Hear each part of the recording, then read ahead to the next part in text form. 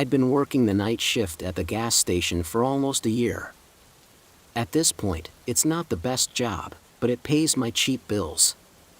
The hours are long and the work is repetitive. I thought many times about quitting and finding work somewhere else, and this incident was my breaking point. It was a typical night at the gas station. I had just finished cleaning off the pumps and restocking the shelves when I saw the headlights of a car pulling into the lot. It was an old beat-up car with tinted windows. As the car pulled up to the pump, I could see that there was only one person inside. He got out and started walking up to the door. It was a man, probably in his mid-30s. He had dark hair and was wearing a black leather jacket and looked like he hadn't slept in days. I greeted him with a smile and asked him if he needed any help. He didn't say anything, but just threw a 20 on the counter and went back out to fill up his tank. It was a bit rude, but that's normal when working at a gas station, especially late at night when nobody wants to talk. I watched out the window as he filled up his tank, but a couple of minutes passed and he was still there with the pump in his car. I knew he only put $20 in, so he had to have finished a while ago. I waited another couple minutes, then I opened the door and started to say something, asking if he needed any help, but he just got back in his car and drove away. I blew it off and went back inside the store, but as the night wore on, I started to feel like something was off. I don't know how else to describe the feeling. Nobody else was pulling in to get gas, and it was really quiet outside. Then I heard a noise coming from the back of the store. It sounded like a box falling off a shelf. I grabbed a flashlight and slowly made my way to the back of the store. As I turned the corner, there was a man standing there going through our inventory.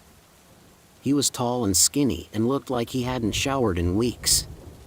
I froze in fear, not sure what to do.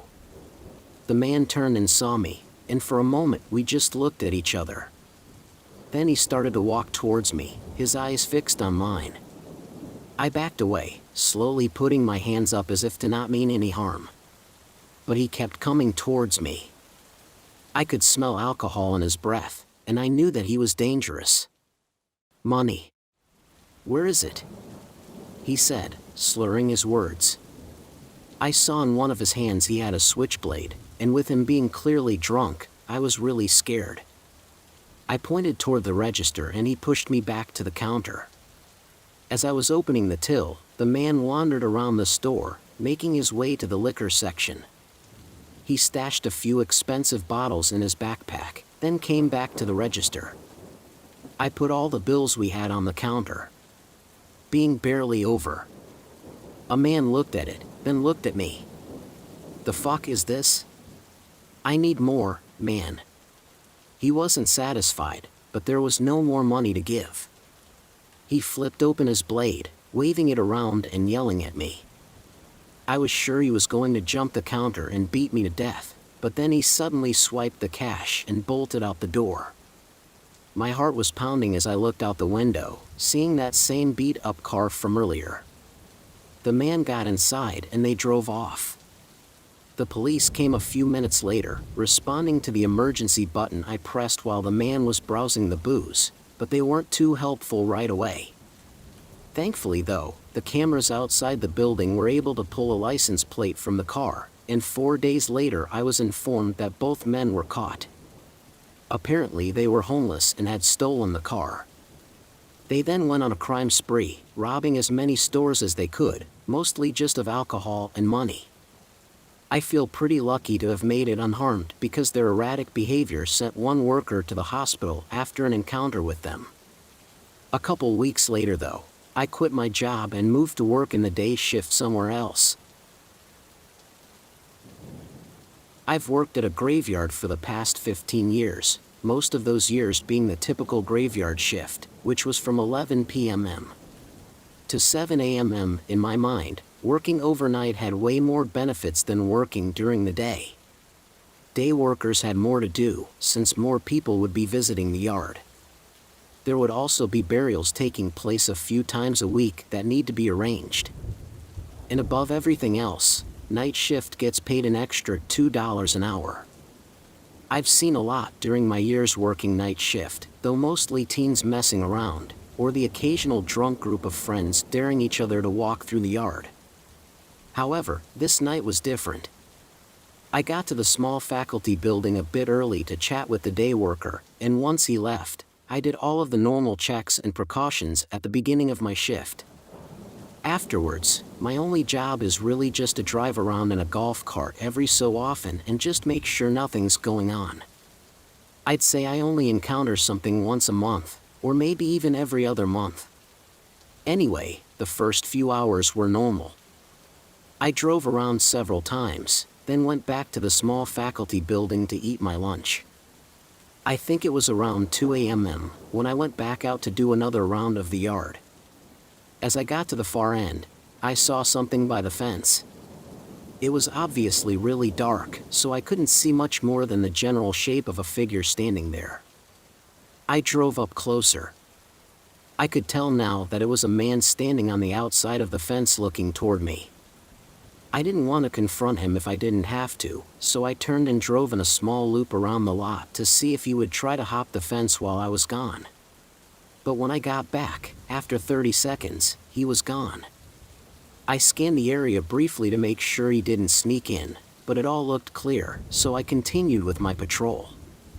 Going through the whole yard takes about 15 minutes, but sometimes I'd go slower just to pass the time. I went all the way around and decided to check back on the spot where I saw the man. I really didn't have anything better to do anyways. I started driving down there, and almost immediately I spotted the man again. He was inside the yard, standing on the gravel path. I drove up closer again, but the man didn't move. I exited the golf cart and started walking up to him. He looked like a 40-year-old man. I stopped just a few feet away from him. "Sir, you can't be in here. I need to escort you out," I said, but he didn't even turn his head to look at me. After a second, a slight rush of fear went through me. "Sir, I need you to come with me." I reached out my hand gently to tap his shoulder. As soon as I did, he whipped his head around to look at me. He just stared into my eyes. He looked full of rage. I took my hand away and the man turned around and started walking away. I got back in my golf cart, preparing to call the police. As I watched him go all the way down to the fence, he stepped over it and continued walking away. I was relieved, but still terrified. I drove straight back to the faculty building and went inside. It was a small, single-room security-type building, but I felt a lot safer and calmer inside. I sat down and caught my breath. In all my years, I'd never really been scared, because it was always just people messing around. But this was different. I waited inside for a while. I'm not sure how long, until I heard a bang on the door. I jumped out of my chair and stared at the door in fear. A few seconds later, they banged on the door again. These were aggressive knocks, not those of someone friendly. I had nowhere to go. I picked up the desk phone and called 911. I didn't know what they wanted or why they were here, but I wasn't going to risk it all to find out.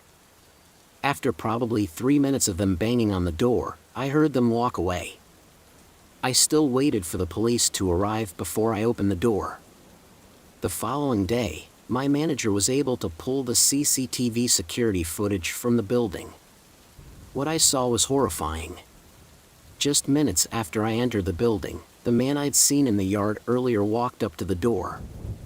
He stood there silently for nearly 15 minutes before he banged on the door. He was also holding something in his hand, but the footage wasn't detailed enough to make out the object. It was likely a small pipe or bat of some sort. The man was never identified, but I still worked the same job at the graveyard and haven't seen him since. I'm a receptionist at a local hotel and most of my shifts are overnight.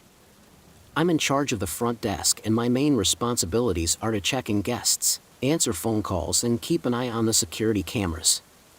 It's usually a pretty quiet job since our hotel isn't the biggest or busiest. This night, the hotel was mostly empty. There were only a few guests staying with us. I was sitting at the front desk on my phone when I saw a man start walking towards the doors outside. I stood up and greeted him when he came inside. He looked up at me with bloodshot eyes and said, "I need a room for the night." He was definitely high on something, but regardless, I checked him in and gave him a key to his room. It was standard to allow walk-in bookings when the hotel was less than 75% full. He started walking toward the elevators and I sat back down and pulled my phone out. A few hours later, I was sitting at the front desk when I heard a noise coming from the hallway. It was a thump sound, like a door trying to be forced open. I got up and walked around the corner to the end of the hallway. The man I checked in a few hours ago was standing there trying to open up one of our maintenance doors. "Can I help you find something?" I asked. He looked over at me with those creepy eyes. I asked again, but he just stared at me. I wasn't really sure what to think. Maybe he was really high and looking for the vending machine or something, I don't know. I didn't want to anger the man though, so I went back to my desk and forgot about it. A good amount of time passed with no activity, no sounds from any of the rooms, nobody entering the building or walking through the halls. It was around 3 in the morning and I did a small walk around the bottom floor just to keep myself awake and busy. As I got to the hallway by the front desk, though, I heard a very sudden loud banging coming from one of the rooms. I stopped and listened for a moment, then went up the stairs to the second floor, where I thought it came from. It was very quiet now, which made me somewhat nervous. I walked down the hall, hearing nothing, but when I reached the end, one of the room's doors was open. I listened again for a second before lightly knocking. Nobody responded. I cautiously peeked inside, unsure of what to expect. It seemed empty. I wasn't comfortable walking all the way inside, though, so I couldn't really look around, but I was sure nobody was inside. I closed the door and looked at the room. Number 12. That was the room I'd given to the man. I never saw him exit the building, though. I quickly walked back down to the front desk.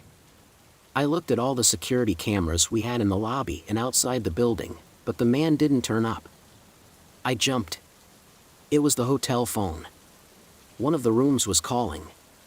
I picked it up. "Hello, how can I help you?"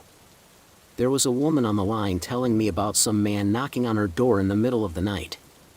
I apologized and assured her I would take care of it. I hung up and took a deep breath. I was getting really nervous now. I walked around the desk, but then again, the phone started ringing. It was someone else from a different room, this time saying he had the same experience as the other woman. Someone knocking at his door in the middle of the night. I called the police right away. I stood by the front doors until they arrived, just in case I needed a quick escape. Luckily, they came before anything happened, but they didn't find the man. Instead, they found a broken window in his room where he likely jumped out of. It was on the second story though, so I'm not sure how he managed to get away without some major injuries. Later, while the police were still searching, they got a report that the car he used to pay for the room was stolen. It's unclear what the man intended to do or why he was knocking on people's doors. I'm thankful none of them opened their doors, though, because this case could have been much worse if they had.